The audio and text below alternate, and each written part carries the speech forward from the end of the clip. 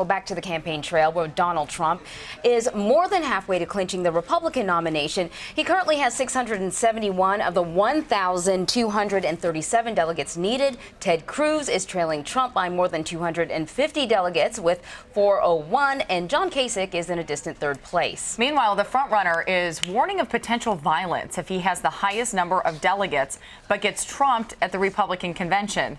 Donald Trump told media he expects riots and bad things to happen.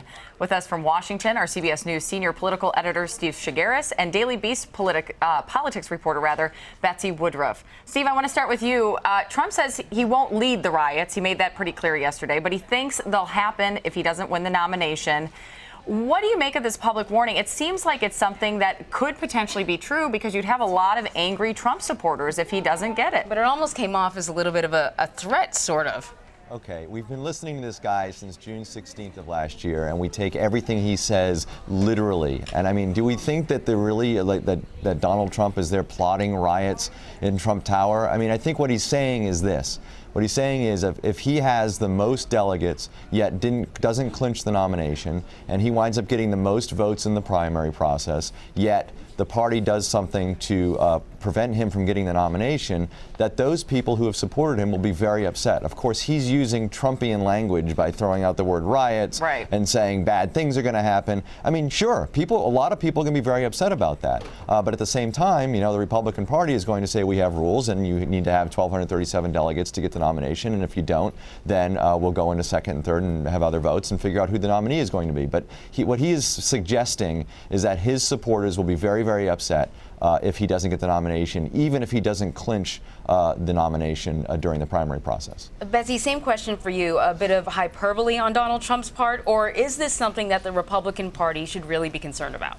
Donald Trump would obviously never use hyperbole. I think, of course, he's being a little colorful with his language here. That said, of course the party should be concerned. Remember in 2012, Ron Paul's supporters made quite a scene at the convention just because he wasn't allowed to get the certain types of votes that he wanted during the nominating process. Paul wasn't even remotely competitive to actually be the party's eventual nominee.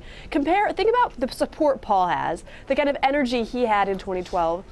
That pales in comparison to the kind of people and the kind of energy behind Donald Trump. I think, of course, we can expect, at the very least, a massive PR problem for the Republican Party if it were to pass that Donald Trump didn't become the nomination despite getting a plurality of delegates. It's certainly something people should be worried about. That said, at this point, it looks like this is going to come down to a contested convention, which means we don't really know what's going to happen.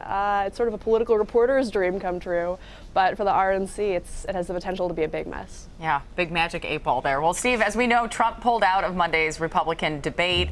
I find it kind of interesting because at the beginning of the political season, he really said he wanted to whittle it down so that they could really debate each other, that there'd only be a few people on stage. Now he pulls out. He says there have been enough debates. If this pattern continues, does any one candidate suffer? And we should say John Kasich also pulled out of the debate after Trump did.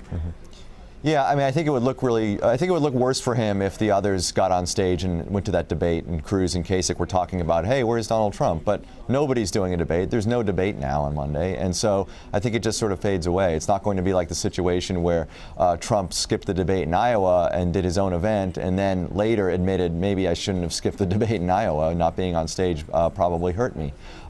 So I don't know. I mean, he's obviously has some debate fatigue. He referenced this last week at the debate in Florida and said maybe I'm not going to be doing any more debating. We've had a dozen debates already, and then he said yesterday, how many times can you ask and answer the same questions? So clearly he's got some fatigue, and you know, Kasich, I think, threw him some cover by bailing on that, and of course Cruz is going to stand there by himself and debate by himself, is he? We know he could do that. TV, yeah, we know he can read green eggs and ham anyways, right?